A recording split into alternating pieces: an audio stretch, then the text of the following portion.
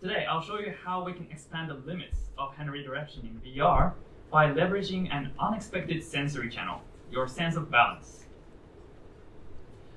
So, let's start with the foundational concept by Asmandian et al. Haptic retargeting.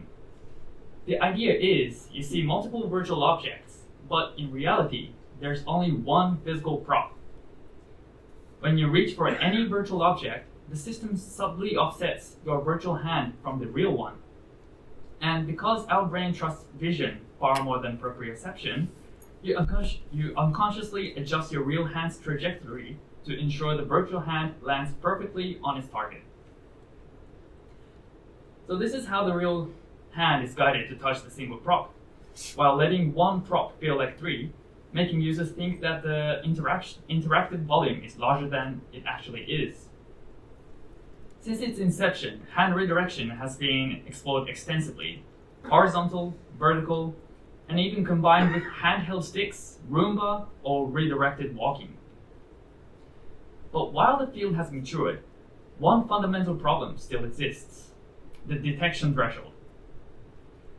This threshold is crossed when the offset between the real and virtual hands becomes so large that users feel something is wrong, degrading their immersive experience. This feeling derives from the sensory conflict between what you see and what your other senses report. To push this threshold, researchers have tried various approaches. Some leverage attentional mechanisms, using blinks or distractions to hide the redirection. And cross-modal approaches have also shown promise. Some add sensory noise, like tendon stimulation, to reduce the reliability of proprioception and thus indirectly enhance visual dominance. More recently, others have focused on aligning senses, like using hand reflex to align rotational proprioception, adding haptic sensations around the wrist to make it feel windy, and aligning vestibular sensation to make redirected walking less noticeable. But while these directions are promising, for hand redirection, they consistently plateau at around 20 to 27% improvement at its best. But what if I told you that we could go back to the foundational demo and add 2 more cubes? 5 virtual objects with that same single prop, and users still won't detect anything. So let's look at our approach that makes this possible. The key ingredient is a technique called Galvanic Vestibular Stimulation, or GVS. So this device, right behind my ears over here, sends tiny currents to directly influence my vestibular sense, which is my sense of balance. In our method, we use vestibular stimulation to align our body balance, center of gravity, with vision. So let me demonstrate. I need a volunteer. Does anyone want to volunteer? Oh, all right, thanks. Right. Yeah. So I'm gonna walk straight over here. So while I walk, I want you to press those 2 arrows to kind of like modulate my path. Right. It's not the top. It's like holding. Yeah. Holding. Yeah. About 1 second each. Cool. Yeah. Right. All right. So I'm gonna try to walk straight, and let's go. Oh, I see. Yeah. Right. And this way. To the left. Yeah. So as you can see, you can directly influence my path.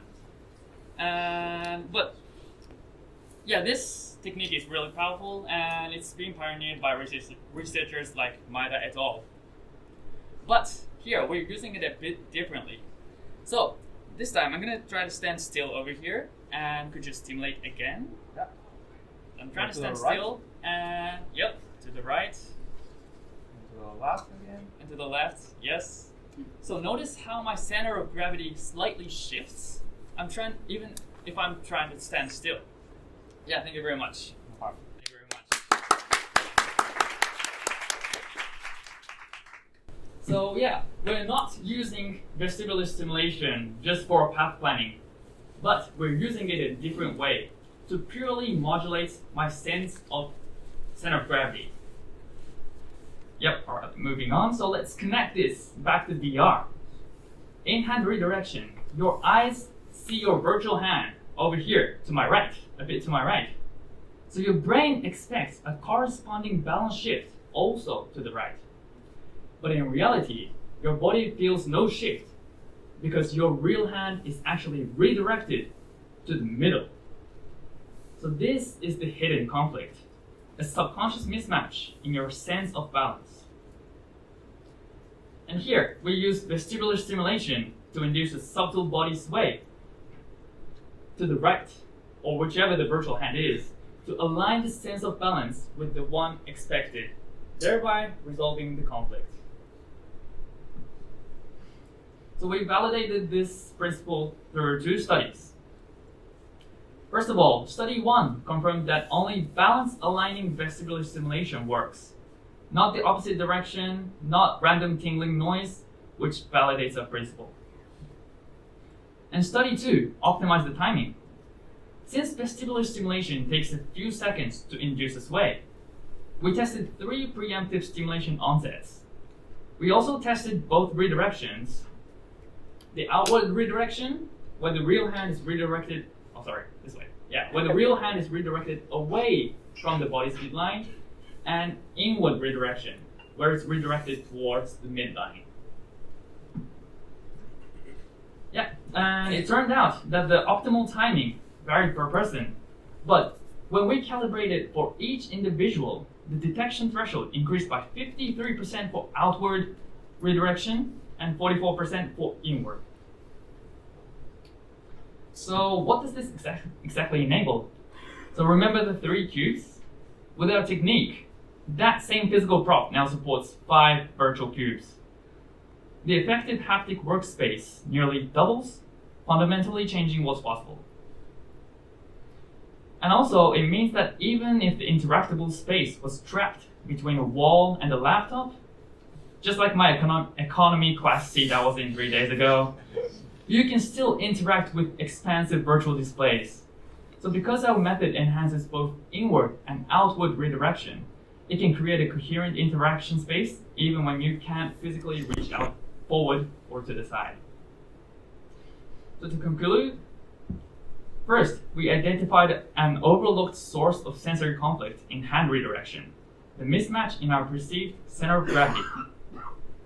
Second, we resolved it by inducing a body sway via vestibular stimulation that aligns this sensation with visual feedback. And finally, this approach provides a substantial increase in the detection threshold, enabling richer interactions in smaller spaces. Thank you for your attention, and I'm happy to take any questions. Thank you. All right, questions? Great. One.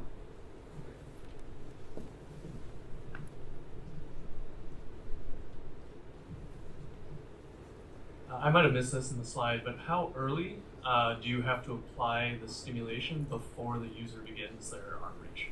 Yes, that's a very good question. And the preemptive onset, it varied per person, it turned out. So in study 2, we tested that. We used 0-second preemption, 1.5 seconds preemption, and 3 seconds preemption. So in total, a single participant experienced 8 conditions. So no GVS, 0-second, 1.5, 3 for outward, and also for inward too.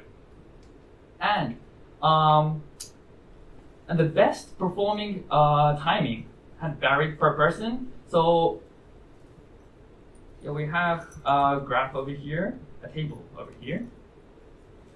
Yeah, so this is it. Let's say for participant 1, for outward redirection, 0-second preemption was the best performing timing. And for inward redirection, it was 1.5 seconds for him. So yeah, we've tested many preemptions, and this showed a direction to calibrate the GVS stimulation per participant to get the best performance. Does that answer the question? So how do you know when they're out to reach in order to preemptively apply? Yeah, that's a really good point. And in this case, we had a reach cue. So this is a controlled situation. So we had a reach cue, and we had to do the stimulation before the reach queue. So in like real world situations, you kind of have to predict what the users, where the user's trying to like reach. So yeah, that is going to be definitely a future work. Thanks. Right. So, sorry, we only have limited time, so Yeah. I probably need to stop here. So if you have further questions, please approach to authors in the end of sections. Yep. And that's thanks, Ken Stick again. Thank you very much.